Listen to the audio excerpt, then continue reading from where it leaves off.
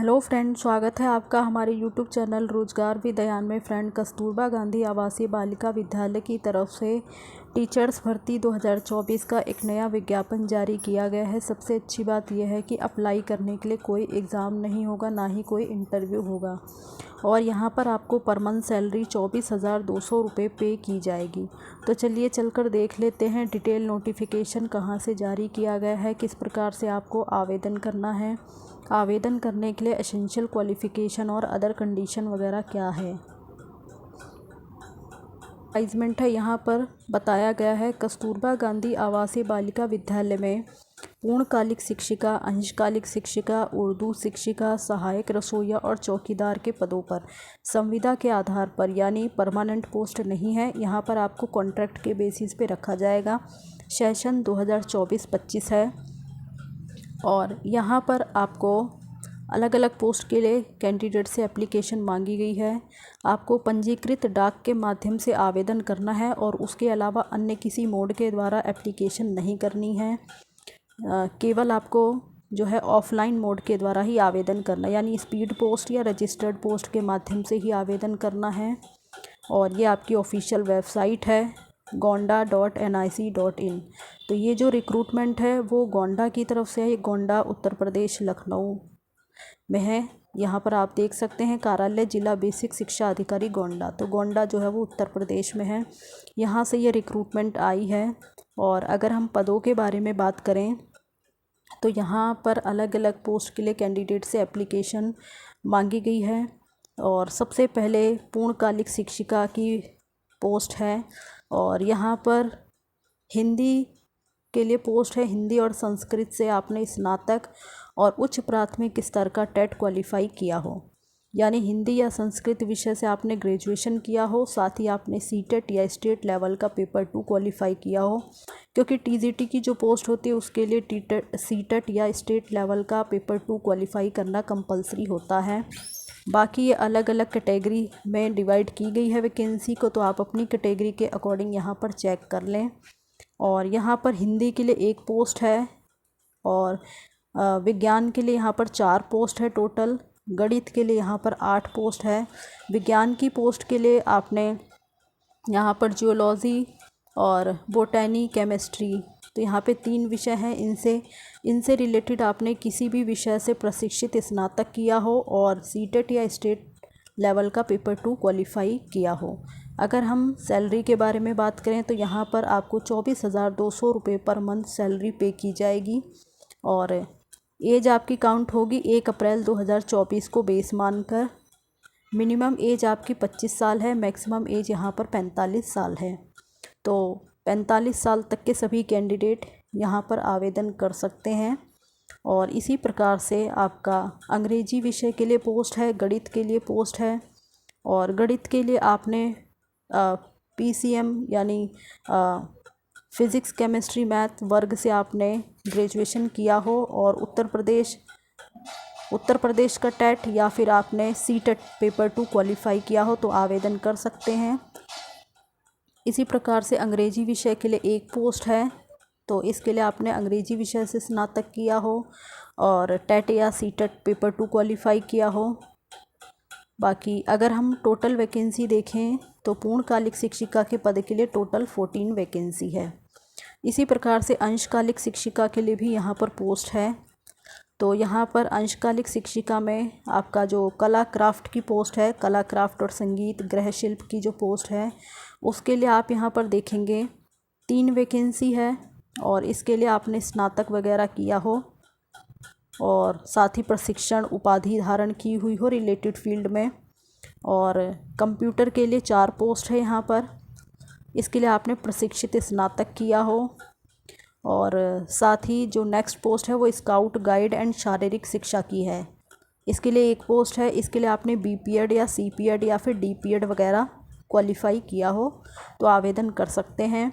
इसके लिए सैलरी आपको मिलेगी 12,181 रुपये पर मंथ पे की जाएगी।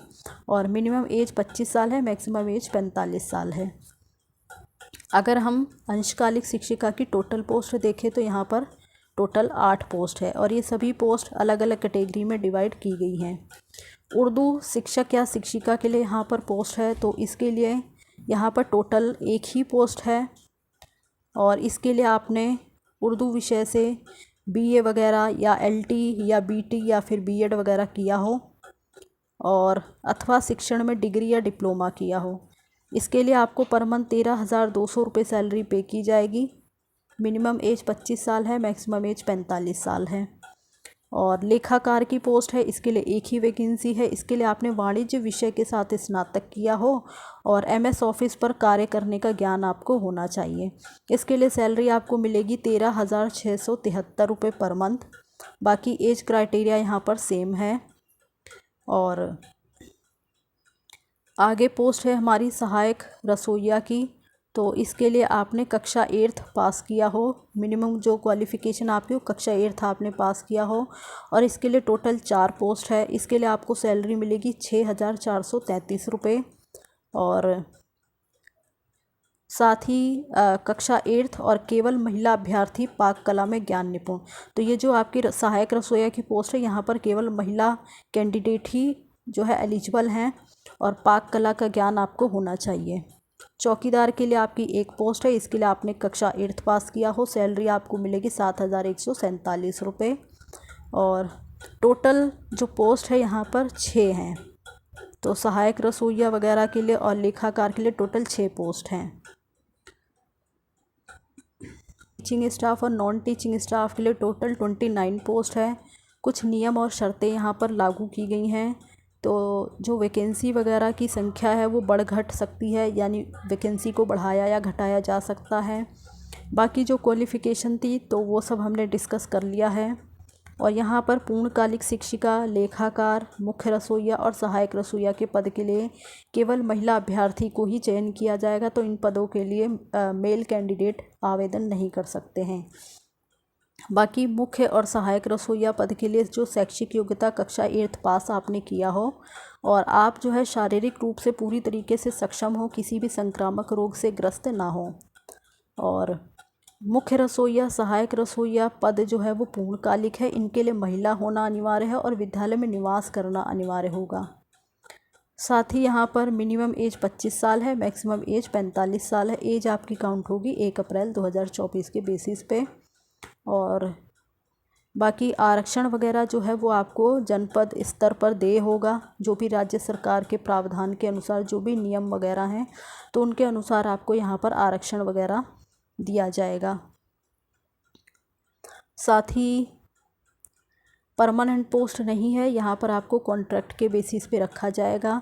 तो फ़िलहाल तो यहाँ पर 1 साल के लिए जॉइनिंग दी जाती है। उसके बाद आपका जो भी क्वालिफ़िकेशन है, जो आपका एक्सपीरियंस है और जो आपने वहाँ पे काम किया है, आपके अनुभव के आधार पर जो आपने काम किया, तो उसके पूरा जो भी परफॉर्मा होता है उसके पूरे बेसिस को देखते हुए आपका जो टाइम पीरियड है उसे एक्सटेंड कर दिया जाता है, यानी आगे आपका टाइम पीरियड बढ़ा दिया जाता है। फ़िलहाल जो है आपको 1 वर्ष के लिए रखा जाता है वहाँ पर। और साथ ही यहाँ पर आपको आवेदन कैसे करना है, तो ऑनलाइन वगैरह आपको कोई आवेदन नहीं करना, बाय हैंड वगैरह भी जो है आपको फॉर्म सबमिट नहीं करना, केवल आपको ऑफलाइन ही अपना एप्लीकेशन जमा करना है।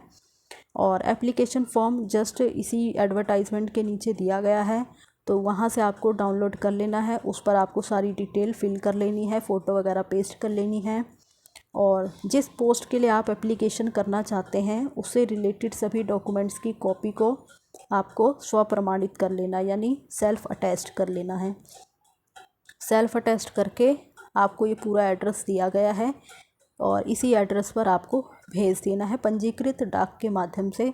कार्यालय सर्व शिक्षा अभियान, पंतनगर, गोंडा। तो यहाँ पर आपको अपना एप्लीकेशन भेज देना है। और बाकी जो भी यहाँ पर समय दिया गया है 5/11/2024, तो इसके बाद आपके आवेदन स्वीकार नहीं किए जाएंगे। और अगर इसके बाद एप्लीकेशन आपकी पहुँचती है तो फिर आपका एप्लीकेशन रिजेक्ट कर दिया जाएगा। यानी एप्लीकेशन करने की लास्ट डेट आपकी है 5/11/2024। तो यहाँ पर डेट मेंशन कर दी गई है। डेट का आप जो है ध्यान रखें, जल्दी से जल्दी आप आवेदन कर दें। स्पीड पोस्ट के माध्यम से करें तो जल्दी पहुँच जाएगा। और ये ऑफिशियल वेबसाइट है आपकी। बाकी जब आप एप्लीकेशन करेंगे तो जो आपका वो एनवलप होता है, तो अपने एप्लीकेशन फॉर्म के साथ आपको 42 रुपये के डाक टिकट लगे हुए 2 और लिफाफे, यानी जो आपका मेन एनवलप है उसके अंदर आपको अपने एप्लीकेशन फॉर्म के साथ 2 और लिफाफे जो है इंक्लूड करने हैं, उसके साथ रखने हैं। और वो दोनों ही लिफाफे 42 रुपये के डाक टिकट लगे हों, दोनों ही लिफाफों पर पंजीकृत हों और उस पर अभ्यर्थी का नाम, पता और पिन कोड स्पष्ट रूप से लिखा हो। तो ये आपको संलग्न करना अनिवार्य होगा। तो ये कंपलसरी है, ये आपको ज़रूर करना है। मेन एनवलप के अंदर आपको अपने एप्लीकेशन फॉर्म, अपने सभी एजुकेशन डॉक्यूमेंट्स के साथ साथ 2 और एनवलप जिस पे पंजीकृत 42 रुपये का डाक टिकट लगा हो, वो दोनों लिफाफे आपको अटैच करना है और उस पर आपका नाम, आपका पता और पिन कोड लिखा हो, स्पष्ट रूप से साफ अक्षरों में लिखा हो। तो ये सारी जो है डिटेल है, इसी प्रकार से आपको आवेदन करना है। और कॉन्ट्रैक्ट बेसिस की जॉब है, तो आप किसी भी प्रकार से इसमें कोई जो है क्लेम वगैरह या किसी प्रकार का दावा वगैरह नहीं कर सकते हैं। और अगर आप अपूर्ण फॉर्म, यानी अगर आप फॉर्म ठीक से नहीं फिल करते हैं या फिर कोई भी जो है मिस्टेक करते हैं या ओवर राइटिंग करते हैं, तो आपका एप्लीकेशन रद्द कर दिया जाएगा इस स्थिति में। और बाकी यहाँ पर जो जॉइनिंग वगैरह है वो आपको 11 माह 29 दिन के लिए ही रखा जाएगा, यानी 1 साल के लिए रखा जाएगा। उसके बाद आपका व्यवहार क्या है, आपका कार्य क्या है, तो इन सभी को, और आपका जो वार्षिक मूल्यांकन है, इन सभी को देखते हुए आपका टाइम पीरियड आगे एक्सटेंड कर दिया जाएगा।